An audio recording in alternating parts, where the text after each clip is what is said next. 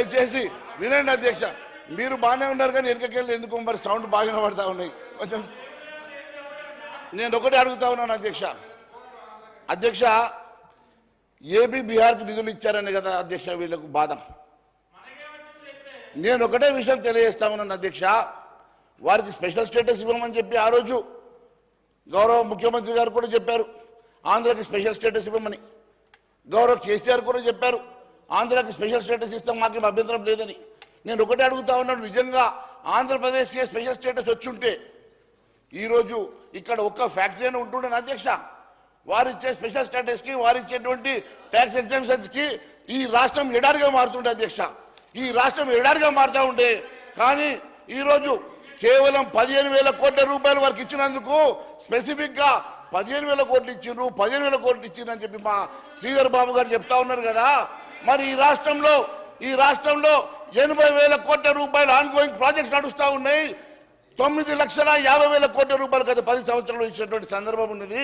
మరి దాని గురించి మాట్లాడారు అధ్యక్ష. మొన్న వెళ్ళి మంత్రి గారు గడ్కరీ గారు ఇచ్చినటువంటి నిధులు బ్రహ్మాండంగా మేము వెళ్తూ మాకు శాంక్షన్ ఇచ్చారని చెప్పి గొప్పలు చెప్పారు కదా మంత్రి గారు. మొన్న అదే మాదిరిగా సివిల్ సప్లైస్ మంత్రి కలిసి వచ్చారు.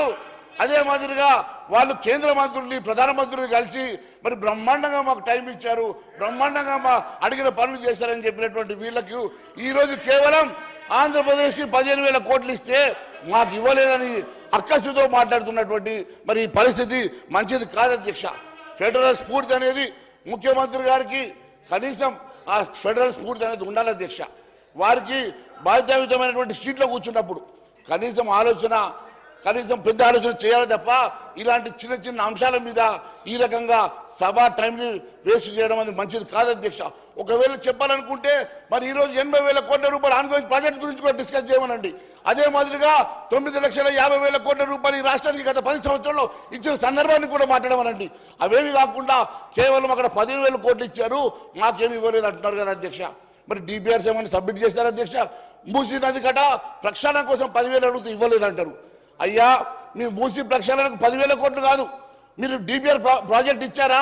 కనీసం ఆ స్పెసిఫిక్ నామ్స్లో మీరు అప్లై చేసి అడిగారా?